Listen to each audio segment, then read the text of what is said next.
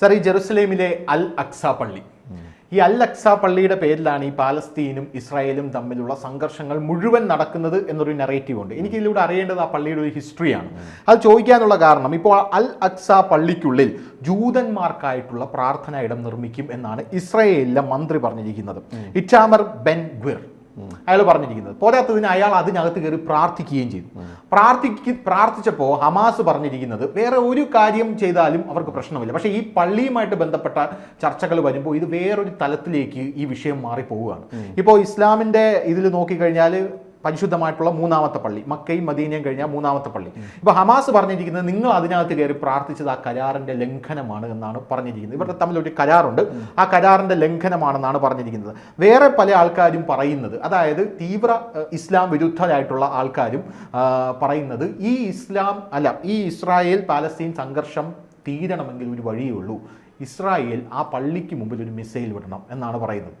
അതായത് ആ പള്ളി തകർക്കപ്പെടണം എന്നാണ് പറയുന്നത്. ഇതിൻ്റെ മൂല കാരണം എന്ന് പറയുന്നത് ആ പള്ളിയാണെന്ന് പല ആൾക്കാരും പറയുന്നു. അപ്പം ഞാൻ ചോദിക്കുന്നത്, എന്താണ് ഈ പള്ളിക്ക് ഇതിനകത്തുള്ള സിഗ്നിഫിക്കൻസ്, എന്താണ് ഇതിൻ്റെ പ്രത്യേകത, എന്താണ് ഇതിൻ്റെ ഹിസ്റ്ററി?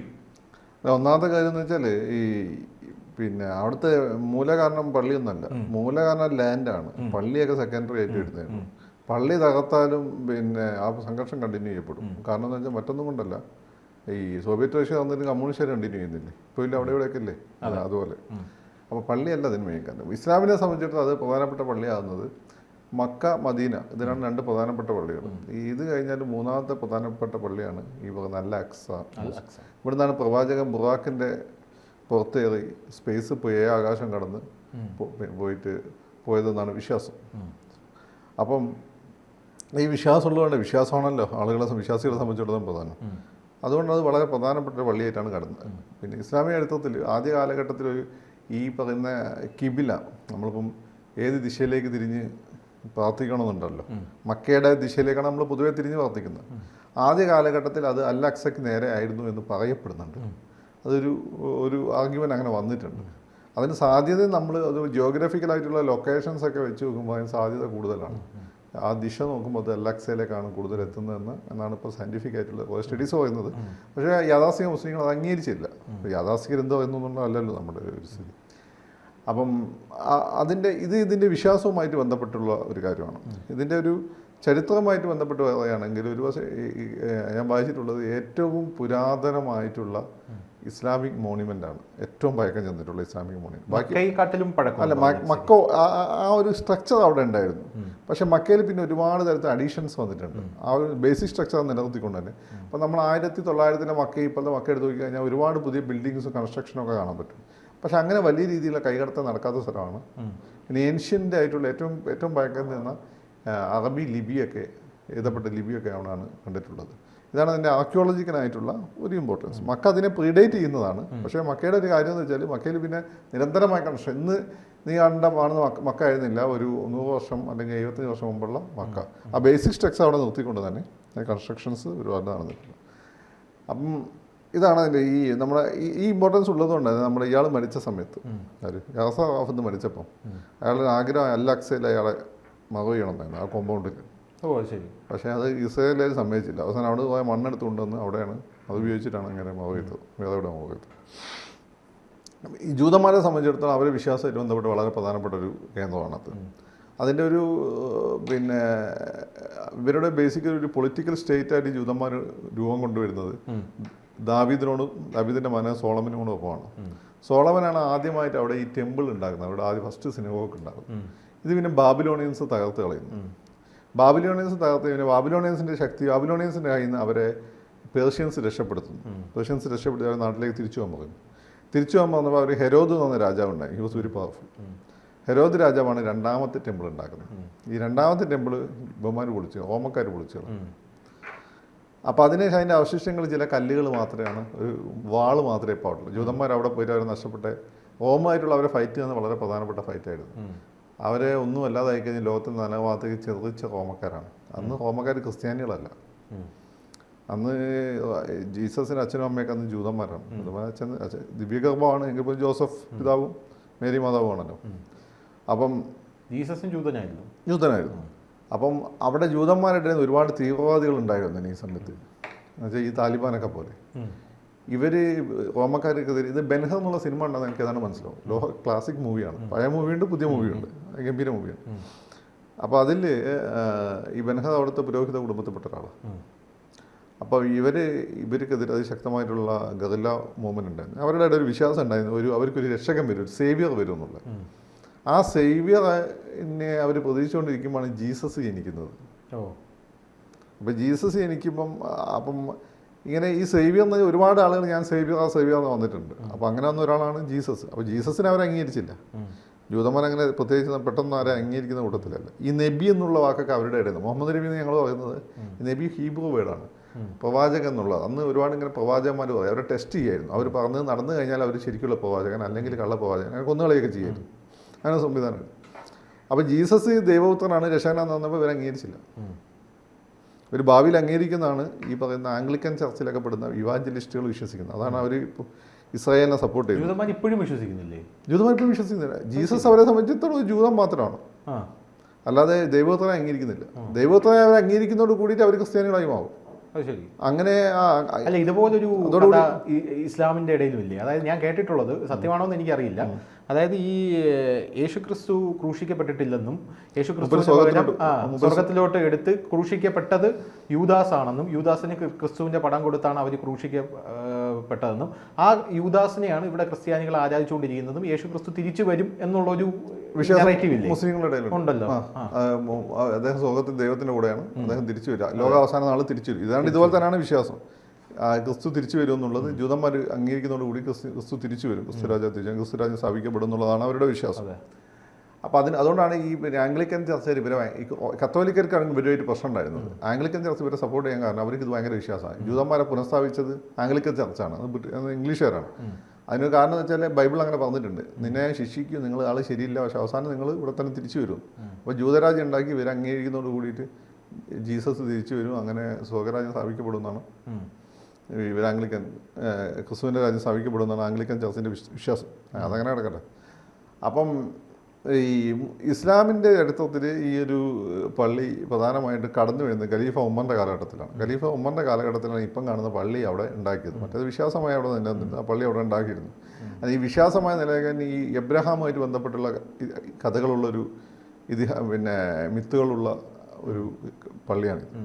അപ്പോൾ സ്വാഭാവികമായിട്ട് ഈ എബ്രഹാമി ട്രഡീഷൻ അവർക്ക് 3 പേർക്കും ഒരേപോലെ അവകാശപ്പെടുന്നുണ്ട്. അപ്പോൾ ക്രിസ്ത്യാനികൾ പറയുന്നത് വെച്ചാൽ മുസ്ലിംസ്, ഈ ആംഗ്ലിക്കൻ ചർച്ചയിൽ പ്രത്യേകിച്ച് ഭയങ്കര സെക്കുലർ ആംഗ്ലിക്കൻ ചർച്ചയിലൊക്കെ പറയുന്നത് കേട്ടിട്ടുണ്ട്, Muslims are not Semitic, Muslims are not എന്താണ് part of the Hebrews tradition. അത് ഹീബ്രു ട്രഡീഷൻ അല്ലാന്നുള്ളത് ശരിയാണ്, പക്ഷേ സെമറ്റിക് മതമാണെന്ന് ചോദിച്ചാൽ ആണെന്ന് വന്നു പോകില്ല. കാരണം ഇവരുടെ ബേസിക് കഥകളെല്ലാം ഒന്ന് തന്നെയാണ്. മുസ്ലിംസിനെ സംബന്ധിച്ചിടത്തോളം അവർ തോറ ഏൻഷ്യൻ്റ് ബുക്കാണ്. പിന്നെ അത് അല്ല മുസ്ലിംസിനെ സംബന്ധിച്ചിടത്തോളം അത് ആദ്യത്തെ ബുക്കുകളിലൊന്ന് ഈ ഓൾഡ് ടെസ്റ്റ്മെന്റ് തോറയാണ്. ജൂതന്മാർ അത് മാത്രമേ അംഗീകരിക്കുന്നുള്ളൂ. ക്രിസ്ത്യാനികളെ വരുമ്പോൾ ന്യൂ ടെസ്റ്റ്മെന്റ് ഓൾഡ് ടെസ്റ്റ്മെന്റ് വരെ ന്യൂ ടെസ്റ്റ്മെന്റ് അവർ പ്രാധാന്യം കൊടുക്കുക. അതിന് മുസ്ലിംസ് ഇജ്ജിൽ എന്ന് പറയും. മുസ്ലിംസ് ഇതിൽ ക്രിസ്ത്യാനികളുടെ ഈ പഴയ നിയമം എന്ന് പറയുന്നത് തോറയാണോ? അതെ അതെ, പഴയ നിയമം. അതെ അതെ അതെ അതെ അതെ. അതിൽ രണ്ടില് സെയിം ഇത് കാണുന്നത്. എന്താ പറയുക, ഇങ്ങനെ താവഴി കാണാം, ഇങ്ങനെയാണ് ഓരോരുത്തരുണ്ടായത്, ഓരോ പ്രവാചകന്മാരുണ്ടായത്. ജീസസിൻ്റെ ഇത് വരും, അതിൻ്റെ എക്സ്റ്റെൻഡ് പിന്നെ മുഹമ്മദിൻ്റെ വരുന്നുണ്ട്. അപ്പോൾ ക്രിസ്ത്യാനികൾ പറയുന്നത് മുഹമ്മദിനെ അതിൽ എഴുതി ചേർത്താണ്, അതിൽ കാര്യമൊന്നുമില്ല എന്നാണ് അവർ പറയുന്നത്. അത് നമുക്കറിയില്ല, വിശ്വാസത്തിൻ്റെ കാര്യമാണ്. പിന്നെ നമുക്കിതിൽ നോക്കുമ്പോൾ എന്ന് വെച്ചാൽ നമ്മൾ മുസ്ലിംസ് ഈ നോക്കുമ്പോൾ ഈ 3 മതങ്ങളും എങ്ങനെയാണ് നമ്മളാണ് ജൈനമതവും ബുദ്ധമതവും ഹിന്ദുമതവും വൈദിക മതവും ഒരേ രീതിയിൽ ഉള്ള വിശ്വാസങ്ങളാണ്. ഏതാണ് അത് ഇവർ സഹോദര മതങ്ങളാണ്. അതുപോലെ ഇവർ 3 സഹോദര മതങ്ങളാണ്, ഒരേ സ്ഥലത്തു നിന്ന് വരുന്ന ഏതാണ്ട് ഒരേ വിശ്വാസങ്ങളുള്ള ആളുകളാണ്. അതിൽ ജൂതന്മാർ ഈ ഓൾഡ് ടെസ്റ്റ്മെന്റ് മാത്രമേ അംഗീകരിക്കുന്നുള്ളൂ. ക്രിസ്ത്യാനികൾ ഇത് രണ്ടും അംഗീകരിക്കും, മുസ്ലിംസ് ഇത് രണ്ടും അംഗീകരിക്കും, പ്ലസ് അവരുടെ ഖുർആനും കൂടി ഉണ്ട്. അവരത് ഖുർആൻ മാത്രമാണ് അവസാനത്തേത്, അതിലൊരു കൈകടത്തൽ നടന്നില്ല. ബാക്കി ഇജ്ജിയിലും തവാത്തിലും ഒക്കെ കൈകടത്തലുകൾ നടന്നിട്ടുണ്ട് മനുഷ്യൻ്റെ, മറ്റേ ഖുർആനിലൊരു കൈകടത്തൽ. ഇതാണ് ഇവർ പറയുന്നത്. നമ്മളെ സംബന്ധിച്ചിടത്തോളം ഇത് എബ്രഹാമിൻ്റെ താവഴിയിൽ ജനിച്ചതാണ് മുഹമ്മദ് എന്നുള്ള എന്നെ സംബന്ധിച്ചിടത്തോളം ഇമ്മെറ്റീരിയൽ ആയിട്ടുള്ള ക്വസ്റ്റ്യൻ. എന്നെ സംബന്ധിച്ചിടത്തോളം നമ്മൾ ഈ 3 ടെക്സ്റ്റും പഠിച്ചു നോക്കുമ്പോൾ ഇതിന് കണ്ടിന്യൂറ്റി കാണാൻ പറ്റും. ഇവരെല്ലാം അവകാശപ്പെടുന്ന ഒരേ ട്രഡീഷനാണ്. ഇതിൻ്റെ അടിസ്ഥാനത്തിലാണ് നമ്മൾ പറയുന്നത് ഒരു സഹോദര മതങ്ങളാണ്. അല്ല അയാൾ ആ പരമ്പരയിൽ ജനിച്ചോ, അതിൽ നിന്ന് ബ്രേക്ക് ഉണ്ടായോ, ജീസസ് ആ പരമ്പരയിൽ തന്നെയാണ് ജനിച്ചത്, അതൊന്നും എനിക്കറിയുന്നില്ല കാര്യം. നമ്മളെ ബാധിക്കുന്നില്ല. നമ്മൾ ഹിസ്റ്റോറിക്കലി നോക്കുമ്പോൾ ഇത് പരസ്പരം ബന്ധപ്പെട്ടാണ്, വളരെ ഓപ്പണുമാണ്. ആ അടിസ്ഥാനത്തിലാണ് നമ്മൾ പറയുന്നത്. അല്ലെങ്കിൽ അല്ലാതെ പോയാൽ നമ്മൾ വല്ല വർഗീയവാദിയായിരിക്കണം, നമ്മളതല്ലല്ലോ. അല്ല, ഇവർ മൂന്നും ഇതിപ്പം യഹൂദന്മാര് ജീസസ് വരുമെന്ന് വിചാരിക്കുന്നു, സേവിയർ വരുമെന്ന് വിചാരിക്കുന്നു. ആ സേവിയർ ജീസസ് ആണെന്ന് ജീസസ് പറയുന്നു. ക്രിസ്ത്യാനികൾ അങ്ങനെ ക്രിസ്ത്യാനിറ്റി ഉണ്ടായി. അപ്പൊ ഇതിനകത്തുനിന്ന് ബൈബിളിൽ നിന്ന് പിന്നെ വഴി തിരിച്ച് എനിക്ക് തോന്നുന്നു ഇസ്മായിൽ ആണെന്ന് തോന്നുന്നു. എബ്രഹാമിന് രണ്ട് മക്കളുണ്ട്. ഒരാള് എനിക്ക് തോന്നുന്നു ഒരു വേലക്കാരിയിൽ ജനിച്ച, ഒന്ന് സാറ എന്ന് പറഞ്ഞ ഭാര്യയിലുണ്ടായത്. സാറയിലുണ്ടായത്. സാറയ്ക്ക് കുട്ടിയല്ലാതെ സാറയാണ് ഇബ്രാഹിം നിർബന്ധിക്കുന്നത് ഈ ഈജിപ്ഷ്യൻ വേലക്കാരിയെ കല്യാണം കഴിക്കുക. അവളെ ഹാജറാന്നോ ഹാജറാന്നോ. അപ്പൊ അതിൽ ഇവര് ഗർഭിണിയായ സമയത്ത് സാറയ്ക്ക് അസൂയ വന്നതോടുകൂടി സാറ പിന്നെ ഇസ്മായിലിനെ ഉപേക്ഷിക്കാൻ വന്നു. അപ്പം ഈ കുഞ്ഞിനെയും എബ്രഹാം ഉപേക്ഷിക്കുകയാണ്. പക്ഷേ ദൈവം കൂടെ ഉണ്ടാവുമെന്ന് പറയുന്നു. അപ്പോൾ ദൈവം അതിൽ പറയുന്നത് ഓൾഡ് ടെസ്റ്റ്മെന്റ് ഇങ്ങനെ പറയുന്നതാണ് ഞാനിവിടെ വായിച്ചിട്ടുള്ളത്. അതായത് ഇസ്മായിലിനോട് എല്ലാവരുടെയും കൈ നിന്റെ മേലുണ്ടാവും, നിന്റെ കൈ എല്ലാവരുടെയും മേലുണ്ടാവും. അത് സത്യമാണ്. ചോദിക്കുകയല്ലേ ഞാൻ. പിന്നെ അത് കഴിഞ്ഞിട്ട് ഈ ജൂതന്മാർ പറയുന്നത് വെച്ചാൽ ഇസ്മായിൽ അല്ല ശരിയായ പിൻഗാമി, അത് ഇസാഖാണ്. കാരണം ശരിയായ ഭാര്യയിൽ ജനിച്ചത്, അതും സാധാരണഗതിയിലല്ലാതെ 100 വയസ്സൊക്കെ ആയിട്ടുള്ള ഭാര്യയിൽ ജനിച്ചത്, അതൊരു മിറാക്കിളാണല്ലോ. അത് ഇസാഖ് ആയതുകൊണ്ട് ഇസാഖാണ് ശരിയായ പിൻഗാമി, അല്ലാതെ അടിമ സ്ത്രീയിൽ ജനിച്ചിട്ടുള്ള ഇതല്ല. അപ്പോൾ മുസ്ലിംസ് സംബന്ധിച്ച് പിന്നെ ഇറാനിയൻ ഈജിപ്ഷ്യൻ അടിമ എന്നുള്ളത് അവരെ അംഗീകരിക്കില്ല. രണ്ടാമത്തെ ഭാര്യ എന്ന് അവർ പറയുള്ളൂ. അതൊക്കെ ഓരോരുത്തർ നെഗറ്റീവാണ്. അപ്പോൾ ഇത് രണ്ടും ഓരോന്നും നെഗറ്റീവ്. അപ്പോൾ ഈ 3 മതങ്ങളെ സംബന്ധിച്ചിടത്തോളം ഇത് ഇമ്പോർട്ടൻ്റ് ആണ്. അതിൽ ഏറ്റവും ഇമ്പോർട്ടൻ്റ് ജൂതന്മാർക്ക് തന്നെ ആയിരിക്കും. കാരണം അവരുടെ പ്രദേശമാണത്. മുസ്ലിംസിന്റെ അറേബ്യയിലാണ് മുസ്ലിംസിന്റെ ഒരു ഹോംലാൻഡ് എന്ന് പറയുന്നത്. അൽ-അഖ്സ പള്ളി എന്ന് പറയുന്നത് സത്യം പറഞ്ഞാൽ ജൂതന്മാർക്ക് അവകാശപ്പെട്ടതാണോ? ജൂതന്മാർക്ക് അവകാശപ്പെട്ടതാണത്. അല്ല, പള്ളിയല്ല, ആ കോമ്പൗണ്ട് ജൂതന്മാരുടേതാണ്. അവിടെയാണ് പിന്നെ പള്ളി വരുന്നതാണ്. ഇസ്ലാം പിന്നീടാണ് പള്ളി വരുന്നത്. അത് പക്ഷേ ഇപ്പം നമ്മൾ ഈ കാലഘട്ടം നോക്കുമ്പോൾ ഇതെല്ലാം ഒരു കോമൺ ട്രഡീഷന്റെ ഭാഗമാണ്. എബ്രഹാം എന്ന് വെച്ചാൽ ഇവരുടെ കോമൺ ട്രഡീഷനാണ്. ഈ പള്ളി അവിടെ ഉണ്ടായിട്ട് ഇപ്പോൾ ഏതാണ്ട് 1500 വർഷമായല്ലോ ഈ പള്ളി.